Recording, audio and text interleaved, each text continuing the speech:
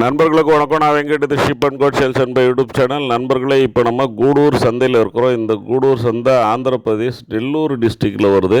இந்த கூடூர் ஏற்கனவே நெல்லூர் டிஸ்ட்ரிக்டில் தான் இருந்தது. இடையில கொஞ்ச நாள் திருப்பதி டிஸ்ட்ரிக்கு மாற்றி விட்டாங்க. இப்போ திரும்பவுமே நெல்லூர் டிஸ்ட்ரிக்டில் மெர்ஜ் பண்ணிட்டு இருக்கிறாங்க. இந்த கூடூர் சந்தை சென்னை மாதவரம் பஸ் டெர்மினஸ்லேருந்து ஒரு 125 கிலோமீட்டர் டிஸ்டன்ஸில் இருக்குது.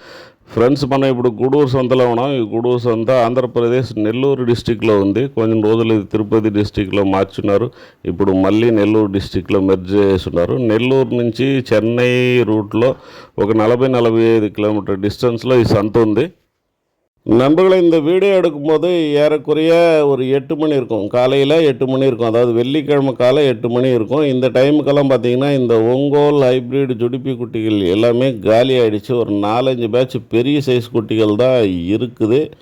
அதையுமே ரேட்டு கூட தான் சொல்லிட்டு இருந்தாங்க. நைட்டு விலை நிலவரத்தை பொறுத்த வரைக்கும் ரொம்ப சூடாக இருந்ததுன்னு தான் சொல்ல முடியும். விலை கம்மின்னுலாம் சொல்ல முடியாது. இந்த ஒங்கோல் ஹைப்ரிட் ஜுடிப்பி குட்டிகளே விலை பரவாயில்ல அப்படின்னு சொன்னால் ஒரு 2 பேட்ச் நான் சொல்லுவேன். ஒரு 60 குட்டி ஒரு பேட்ச்சு, 62 குட்டி ஒரு பேட்ச் இருந்தது. இந்த 62 குட்டியை பார்த்திங்கன்னா 26,000 ஜோடி 26,000 ஃபைனலாக தரேன்னு சொன்னாங்க. ஆவரேஜாக ஒரு 30 கிலோ இருக்கும். அந்த கணக்கு பார்த்திங்கன்னா நம்மளுக்கு இது பரவாயில்லன்னு தான் தோணுது. அதேமாதிரி ஒரு 60 குட்டி இருந்தது. அது 30,000 கம்மி தரமாட்டேன்னாங்க. அப்புறம் 29,000 சொன்னாங்க. ஒரு 28 அந்த மாதிரி வரத்துக்கு வாய்ப்பு இருந்தது.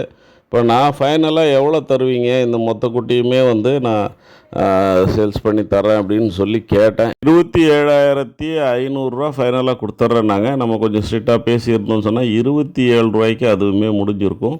இந்த ரெண்டுத்தையுமே ஒரு நண்பருக்காக பேசி வச்சுருந்தேன். அவர் முன்னாடியே சொன்ன மாதிரி வரேன்னு சொல்லிட்டு வரல. அது பின்னாடி ஒரு கதை இருக்குது, அதையுமே நான் சொல்கிறேன். குட்டிகளோட விலை விவரத்தை சொன்னால் கதை சொல்கிறேன்னு சொல்கிறீங்களே அப்படின்னு கேட்காதீங்க. அது எல்லாருக்குமே யூஸ்ஃபுல்லாக தான் இருக்கும். அதனால தான் நான் சொல்கிறேன். இந்த வாரத்தை பொறுத்த வரைக்கும் நான் புதன்கிழமையே உங்கள் ஏரியாவுக்கு போயிட்டேன். காரணம், திண்டுக்கல்லேருந்து ஒரு நண்பர் குட்டிகளை எடுத்து அனுப்ப சொல்லியிருந்தார். அவர் வரல. அவர் வழக்கமாக நம்மக்கிட்ட குட்டி எடுக்கிறவர், நம்மளை பற்றி தெரியும். அதனால் நான் பணம் அனுப்பிடுறேன், நீங்கள் குட்டிகளை பார்த்துட்டு எடுத்து அனுப்புங்க அப்படின்னு சொல்லியிருந்தார். அதனால் நான் புதன்கிழமையே போயிட்டேன். புதன்கிழமை தமிழ்நாட்டிலேருந்து ஒரு நண்பர் கால் பண்ணி, நாளைக்கு அதாவது வியாழக்கிழமை குட்டிகளை பார்க்கறதுக்கு நான் வரேன் சார், நீங்கள் கூட்டின்னு போயிட்டு குட்டிகளை எடுத்து கொடுங்க அப்படின்னு சொல்லியிருந்தார். சரி, நான் தடா ஏரியாவிலேருந்து ஒங்கோலுக்கு வந்துட்டு இருக்கிறேன். நீங்கள் கன்ஃபார்மாக சொன்னீங்கன்னா நான் நெல்லூரில் ரூம் போட்டு தங்கிறேன். நீங்கள் வந்த பிறகு நம்ம குட்டிகளை பார்க்க போகலான்னு சொல்லியிருந்தேன். அவருமே கன்ஃபார்மாக வரேன்னாரு. ஈவினிங் ஒரு வாட்டி நான் ஃபோன் பண்ணி கேட்டுட்டு அவர் கன்ஃபார்ம் பண்ண பிறகு நான் அங்கேயே ரூம் போட்டு தங்கினேன். அவரை வர சொல்லியிருந்தேன். ஆனால் அவருக்கு சொன்னேன், காலையிலே நீங்கள் வந்துடுங்க சார், அப்போ தான் ஒரு 2-3 இடம் போய் நம்ம பார்க்கறதுக்கு வசதியாக இருக்கும் அப்படின்னு சொல்லியிருந்தேன். ஆனால் அவர் ஏறக்குறைய ஒரு 11 மணிக்கு கூடூருக்கு இறங்கினார். இதில் நம்ம பேசி வச்சுருந்த வண்டி டயர் வெடிச்சிச்சு. அந்த டயர் மாற்றிட்டு சாப்பிட்டுட்டு குட்டிகளை பார்க்க கிளம்புறதுக்கு மதியம் ஆகிடுச்சு. ஏறக்குறைய ஒரு 4 இடம் பார்க்க தான் பிளான் பண்ணி வச்சுருந்தோம். இந்த 4 இடத்துல ஃபஸ்ட்டில் நம்ம போய் பார்க்கணுன்னு நினச்சிருந்த குட்டிகள் ஒரு 130 குட்டி அது விற்றுருச்சு. அதுலேருந்து ஒரு 50 குட்டி எடுக்கிறதா பிளான் பண்ணியிருந்தோம், பெரிய சைஸ் குட்டிகள். ஸோ அந்த ஆப்ஷன் க்ளோஸ் ஆகிடுச்சு. அதுக்கப்புறம் இன்னொரு இடம் போனோம். அதாவது நம்ம கூடூர்லேருந்து ஒரு 100 கிலோமீட்டருக்கு மேலே ஏறக்குறைய சுற்றணும். நிறைய பேட்சஸ் பார்த்தோம். ஏறக்குறைய ஒரு 5-6 பேட்சஸ் நான் காட்டியிருப்பேன். 15லேருந்து 20, 20லேருந்து 25, 25லேருந்து 30, 35லேருந்து 40 எல்லா சைஸ்லையுமே பேட்சஸ் காட்டியாச்சு. ஆனால் ஒரு சின்னது காட்டினா சின்னது வேணான்ட்டார். மீடியம் காட்டினா அவருக்கு பிடிக்கல. பெருசுன்னா அந்த 25 to 30க்குள்ளே இருக்கிறதெல்லாம் பார்த்திங்கன்னா ஏறக்குறைய ஃபைனல் ஆகி வந்துருச்சு. 25,500 வரைக்கும் நம்ம கேட்டோம். அவங்க 26ல் நின்னாங்க. ஒரு குட்டிக்கு 250 தான் டிஃப்ரெண்ட்டு. அதையுமே வேண்டான்ட்டார். அதுக்கப்புறம் இன்னொரு பேட்ச் 30 to 35 இருக்கும். அது 26,000 வரைக்கும் கேட்டாங்க. அவங்க 28 வந்தாங்க. இன்னொரு 1000 வச்சுருந்தா கூட அது பேசி முடிச்சிருக்கலாம். ஆனால் போன உடனே பார்த்திங்கன்னா மொத்தமாக அதாவது 60 குட்டிக்கும் ரேட்டு பேசணும். 26,000 இவங்களே கேட்டாங்க. அதுக்கப்புறம் பார்த்திங்கன்னு சொன்னால் 40 குட்டி மட்டும் கேளுங்க, அதே 26,000 அப்போ 40 குட்டி நம்ம பிடிச்சதாக எடுக்கும்போது கூட்டி நம்ம கேட்கணும். அதே ரேட்டு நம்ம கேட்க முடியாது இல்லைங்களா? ஆவரேஜாக 30 கிலோ இருக்கக்கூடிய குட்டிகளை 25,500 கேட்டோம். அவங்க 26ல் நிற்கிறாங்க. குட்டிக்கு 250 தான் டிஃப்ரெண்ட்டு. நல்ல லென்த்து, ஹைட்டு, வெயிட் இருக்கக்கூடிய குட்டிகள். அந்த குட்டிகளை வெறும் 250 கூட வச்சு வாங்க முடியல. இப்போ நம்ம வீடியோவில் பார்த்துட்டு இருக்கிற குட்டிகள் கிடையாது. நான் ஜென்ரலாக பேசிட்டு வரேன். அந்த குட்டிகள் வரும்போது அதை டீட்டெயில் நான் சொல்கிறேன். அப்புறம் திரும்பி வந்துட்டோம். திரும்பி வந்து கூடூரில் நாங்கள் தங்கிக்க போகிறோம். ஃப்ரெஷ் அப் ஆகிட்டு அதுக்கப்புறம் சந்தைக்கு வரேன்னு சொன்னாங்க. நான் வந்து கூடூரில் ஒரு இடத்துல, அதாவது அந்த ரூம்ஸ் இருக்கிற இடத்துல நிப்பாட்டிட்டு, நீங்கள் ஃப்ரெஷ் அப் ஆகிட்டு வாங்க சார் போகலாம் அப்படின்னா, இல்லை நீங்கள் போங்க, நாங்கள் 9 மணிக்கு மேலே வர்றோம் அப்படின்னாங்க. குட்டிகள் நிறைய வந்திருந்தது. கொஞ்சம் சீக்கிரம் வந்தால் குட்டிகள் எடுக்கலாம் சார். அந்த குட்டிகள் கூட நம்ம கேட்ட விலைக்கு ஏறக்குறைய கொடுத்துட்றேன்றாங்க. நீங்கள் வாங்க அப்படின்ட்டு மெசேஜ் போட்டேன். ஆனால் ஃபோன் போட்டால் ஃபோன் எடுக்கலை. அதுக்கப்புறம் காலையில் பார்க்குறேன், இன்னொருத்தர் கூட சுற்றிட்டுருக்காங்க. அவருமே குட்டி எடுத்து கொடுக்குறவரு. அவர் கூட சுற்றிட்டுருக்குறாங்க. இந்த இடத்துல நான் சொல்ல வர்றது என்னென்னா, ஒன்று நம்மளை நம்பி வர்றதா இருந்தால் வாங்க, வேணான்னு சொல்லலை. அப்புறம் இன்னொருத்தர் கையிலையும் பேசிவிட்டு அங்கேயும் டச்சு வச்சுட்டு இங்கேயும் கூட சுற்றிட்டு அப்புறம் குட்டிகள் வந்து பார்க்கும்போது எப்படி எடுக்க தோணும்? ஒரு வேளை அவர்கிட்ட போனோன்னா அவர் கம்மியாக எடுத்து கொடுப்பாரோ அப்படின்ற மனநிலை தான் இருக்கும். அதனால தான் வந்து இந்த குட்டிகள்லாம் அமையல அப்படின்னு நான் நினைக்கிறேன். ஸோ குட்டிகள் எடுக்க வர்றதா இருந்தால் நம்மளை நம்பி வாங்க. நம்ம பல வருஷமாக இந்த தொழில் தான் பண்ணிகிட்ருக்குறோம். அனுபவம் இல்லாமல் ஒன்றும் பண்ணலை.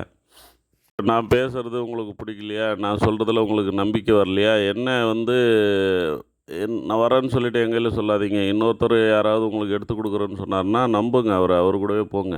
ஸோ இரட்டை மனநிலையில் இருந்தால் கண்டிப்பாக குட்டிகள் எடுக்க முடியாது. அதே மாதிரி குட்டிகள் எடுக்க வரணுன்னா காலையில் வாங்க. காலையில் வர்றது தான் பெஸ்ட்டு. புதன்கிழமை ஒரு 3 மணிக்கெல்லாமே நான் வேலையை முடிச்சுட்டேன். நான் வீட்டுக்கு போயிட்டு, அதாவது இப்போ ஒங்கோல்லேருந்து தடா போனோம் நான். கூடூர்லேருந்தே எங்கள் இடம் பார்த்திங்கன்னா ஒரு 60-70 கிலோமீட்டர் வரும். தடா தாண்டி போனோம். ஸோ நான் வீட்டுக்கு போயிட்டு நிம்மதியாக தூங்கிட்டு மறுநாள் சந்தைக்கு வந்திருப்பேன். இப்போ இவர் வர்றேன்னு சொன்னதுனால நான் என்ன பண்ணேன்னு சொன்னால், அங்கே ரூம் எடுத்து தங்கினேன். ரூம் செலவு. அதுக்கப்புறம் மறுநாள் வந்து குட்டிகளை பார்க்க போகணுமே அப்படின்ட்டு, என்ன அங்கங்கே நம்ம வில்லேஜாக சுற்றணும் போது பஸ்ஸை வச்சு பஸ்ஸுக்கு போனோன்னா இறங்கி நடக்க முடியாது அப்படின்றதுனால ஒரு வண்டி, அதுவும் ஆடு ஏற்றிட்டு போகிற வண்டியாக இருந்தால் ஒரு வேளை குட்டி செட் ஆகிடுச்சுன்னா அப்படியே எடுத்துகிட்டு வந்துடலான்னு சொல்லிட்டு அந்த வண்டியை பேசி வச்சுருந்தேன். அந்த வண்டி பார்த்திங்கன்னா கரெக்டாக அந்த டைம் பார்த்திங்கன்னா டயர் வெடிச்சிச்சு. என் கையில் காசு இல்லை கொடுங்கண்ணா. ஒரு 2800 நான் கொடுத்தேன். ஒரு டீசலுக்குன்னு சொல்லிவிட்டு அவர் கொஞ்சம் கொடுத்தாரு. எல்லாம் சேர்த்து போட்டு அந்த வண்டியை டயர் மாற்றி எடுத்துகிட்டு போனோம். இப்போ அந்த 2800 இப்போ அவர் எப்போ கொடுப்பாருன்னு தெரியல. கொடுப்பாரா கொடுக்க மாட்டாரான்றது அது ஒரு பக்கம் இருக்கட்டும். அது ஒரு செலவு. வண்டி எனக்கு அன்னைக்கு நாங்கள் தங்கினதுக்கு ரூம் செலவு. இப்படி வீட்டுக்கு போக முடியல. வீட்டாண்ட வேலை இருந்தது, அதையும் பார்க்க முடியல. நம்ம சப்ஸ்கிரைபர் வராங்களே அப்படின்றதுனால தான் நம்ம அன்றைக்கி தங்கினோம். அன்றைக்கி வந்தார், குட்டி பார்த்தோம், இல்லைன்னு சொல்லலை. ஆனால் இப்போ நம்ம அங்கே போயிருந்தா அவர் ஏதாவது குட்டி கம்மியாக எடுத்து கொடுப்பாரான்ற இந்த மனநிலையிலே இருக்கும்போது கண்டிப்பாக குட்டிகள் எடுக்க முடியாது. அதனால் பொதுவாக சொல்கிறேன் எல்லாருக்குமே, யாராவது ஒருத்தரை நம்பி போங்க. அப்போ தான் நீங்கள் வந்து குட்டிகள் எடுக்க முடியும். இல்லையா சந்தையில் போய் பார்க்கணும். அதாவது வியாழக்கிழமை தான் வர்றீங்க, வியாழக்கிழமை வெளியில் சுட்டாலும் சந்தையில் போய் பார்க்கலாம். சந்தையில் நான் 9 மணிக்கு வரேன்னா 9 மணிக்கு வருவாங்கன்னு நான் வெயிட் பண்ணிவிட்டு குட்டிகள் விலை பேசி வச்சுக்கிறேன். ஏதாவது இருந்தால் பேசி வைங்கன்னு வேறு சொல்கிறாங்க. ஸோ அப்படி இருக்கும்போது அது வந்து என்ன சொல்கிறது, வேறு வேலைகள்லாம் நம்ம பார்க்க முடியாமல் போயிடுது. ஸோ அது இங்கே இந்த இடத்துல சொல்லணும்னு நினச்சேன். நீங்கள் என்ன நினைக்கிறீங்கன்னு எனக்கு தெரியல. உங்கள் கருத்தை கமெண்ட்டில் சொல்லுங்கள். இது பார்ட் 1 வச்சிங்க. பார்ட் 2 இதுக்கு அடுத்து அப்படியே அந்த ஒங்கோல் குட்டிகள், அப்புறம் நெல்லூர் ஜுடிப்பி குட்டிகள் எல்லாத்தினுடைய விலை விவரங்களையுமே நான் அடுத்து போடுறேன். அதே மாதிரி தாயாடுகளையுமே வீடியோ எடுத்து வச்சுருக்கேன், அதையுமே போடுறேன். ப்ரீடிங் கடை எடுத்திருக்கேன். இந்த முறை வந்து இந்த வெள்ளாடுகள் மட்டும் எடுக்க முடியல, டைம் இல்லை. ஸோ அடுத்த முறை அதையுமே சேர்த்து கவர் பண்ண ட்ரை பண்ணுறேன். மறக்காமல் சப்ஸ்கிரைப் பண்ணிவிடுங்க, ஷேர் பண்ணுங்கள், லைக் பண்ணுங்கள். லைக் பண்ண உடனே ஹைப்புன்னு சொல்லிவிட்டு ஒரு பட்டன் வரும், அதையுமே வந்து கிளிக் பண்ணிவிடுங்க. யாராக இருந்தாலுமே சந்தை நிலவரத்தை பொறுத்து தான் குட்டிகளை எடுத்து தர முடியும். நம்ம ரெகுலராக எடுக்கிறவங்க அப்படின்றதுனால ஓரளவுக்கு தான் நமக்கு வந்து அட்ஜஸ்ட் பண்ணி தருவாங்க. நம்ம குட்டிகளை வாங்கி வச்சு கூடுதல் விலை வச்சு விற்கிறது இல்லை. நம்ம டைரெக்டாக பார்ட்டி கையில் கூட்டின்னு போகிறோம், வாங்கி தரோம். குட்டிக்கான கமிஷன் மட்டும்தான் நம்ம வாங்கிக்கிறோம். சுருங்க சொல்லல், விளங்க வைத்தல், நவீன்றோர்க்கினிமை, நன்மொழி புணர்தல், இப்படி 10 வகை அழகுகளை தமிழ் இலக்கணத்தில் சொல்லி வச்சுருக்காங்க. அதனால் எல்லாத்தையுமே நம்ம வெளிப்படையாக சொல்ல முடியாது. நம்ம சொல்கிறத வச்சு சொல்லாததை நீங்கள் விளங்கிக்கணும்.